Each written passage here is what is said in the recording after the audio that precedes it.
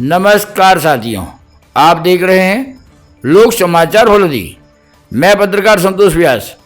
आज की प्रमुख खबर, केंद्रीय संस्कृति एवं पर्यटन मंत्री गजेंद्र सिंह शेखावत आज फलोदी दौरे पर रहे। उन्होंने इस दौरान कई कार्यक्रमों में भाग लिया। शेखावत ने फलोदी रेलवे स्टेशन पर चल रहे नवनिर्माण कार्य को देखा और अवलोकन किया। बाद में उन्होंने बैरुगढ़ सराय में स्थित नीलकंठ महादेव मंदिर में चल रहे महारुद्राभिषेक में भी भाग लिया। बाद में उन्होंने जोधपुर देहात उत्तर जिला भाजपा के नवीन कार्यालय का उद्घाटन भी किया। बाद में उन्होंने फलोदी पत्रकारों को संबोधित किया और क्या कहा उन्होंने, इसमें आप जरूर आगे सुने। मंच पर आज इस ऐतिहासिक अवसर पर जब भारतीय जनता पार्टी के नए कार्यालय और कार्यालय के उद्घाटन के साथ साथ में नवनियुक्त नवनिर्वाचित सम्मानीय जिलाध्यक्ष के औपचारिक रूप से इस कार्यालय में पदभार ग्रहण, इन दोनों के कार्यक्रम में जब भारतीय जनता पार्टी जिला देहात उत्तर के सैकड़ों कार्यकर्ताओं की उपस्थिति में अत्यंत जोश उत्साह के साथ में जब ये उद्घाटन और पदभार ग्रहण का कार्यक्रम किया गया, मैं अभिनंदन करता हूं जिला अध्यक्ष का, सम्मानीय संगठन के सभी सदस्यों का कि मुझे भी एक कार्यकर्ता के नाते इस गरिमामयी कार्यक्रम में, इस खुशी के पल में साथ में आने का सौभाग्यपूर्ण अवसर प्रदान किया।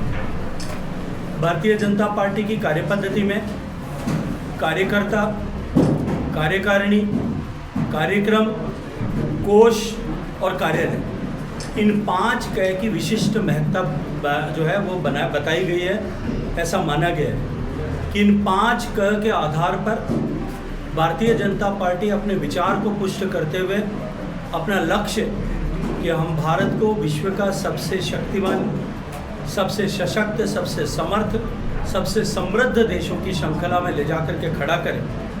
और माननीय प्रधानमंत्री जी का नेतृत्व और उस नेतृत्व में लिए गए संकल्प कि हम देश को 2047 तक, जब देश आज़ादी के 100 वर्ष पूरे करे, तब तक हम देश को विकसित राष्ट्र बनाएं, इस लक्ष्य को प्राप्ति की दिशा में ये 5 क की बड़ी महत्ता है।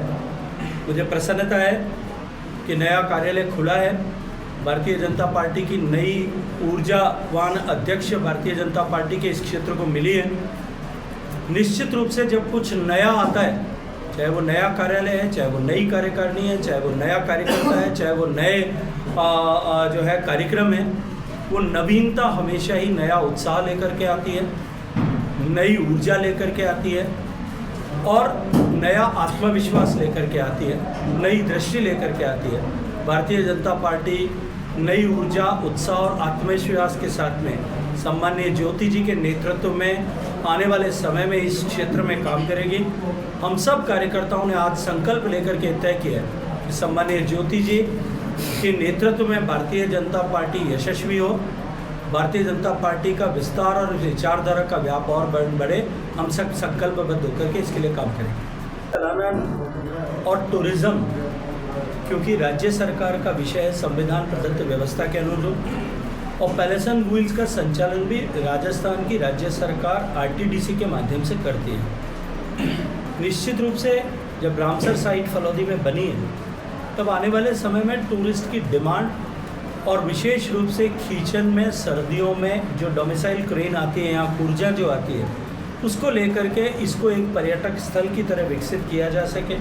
कुछ देर का ठहराव यहाँ हो और ठहराव हो करके यहाँ पे पर्यटकों को इसका अवसर मिले। इस तरह के रीस्केड्यूलिंग पर जो है राज्य सरकार के विषय पर विचार किया जाना इस क्षेत्र के लिए उपयुक्त होगा। क्षेत्र का जनप्रतिनिधि होने के नाते निश्चित रूप से इस विषय को मेरे संज्ञान में जब आया था, तब से मैंने राज्य सरकार के अधिकारियों और माननीय उप मुख्यमंत्री जो इस विभाग के दायित्व भी संभालती हैं, उन्हें इस बात के लिए आग्रह और निवेदन किया। बाद में उन्होंने आईजीएनपी गेस्ट हाउस में जिला स्तरीय अधिकारियों के साथ बैठक भी की और विभागीय कार्यों में प्रगति लाने के निर्देश दिए। वहीं आज की अगली खबर, फलोदी के नागो रोड से एक व्यक्ति का अपहरण करने की घटना के आज 15 दिन बाद भी फलोदी पुलिस नामजद आरोपियों को गिरफ्तार करने में सफल नहीं हो पाई है। ऐसी स्थिति में पीड़ित द्वारा फलोदी जिला पुलिस अधीक्षक के समक्ष एक ज्ञापन देकर अपहरण करने वाले आरोपियों को गिरफ्तार करने की मांग की है। साथ ही उन्होंने कई तरह के और आरोप लगाए हैं, जिसमें अपहरण करने के पीछे एक सरपंच का हाथ भी बताया है। क्या कहना है इनका, इनकी ही जुबानी आप सुने। मैं मदन गोपाल आरटीआई कार्यकर्ता, जो कि पिछली साल मैंने रड़गाबेरा पंचायत के कोई घोटाले के संबंध में कोई आरटीआई लगाई थी। उसके चलते सरपंच ने मेरे साथ से 1 साल से विवाद चल रहा था। वो कई बार मेरे को मारने की धमकियाँ दे चुका है और कई बार मेरे को पीछा भी किया। और इन्होंने 27 जून को मेरा अपने साथियों के साथ मिलकर अपहरण भी किया था।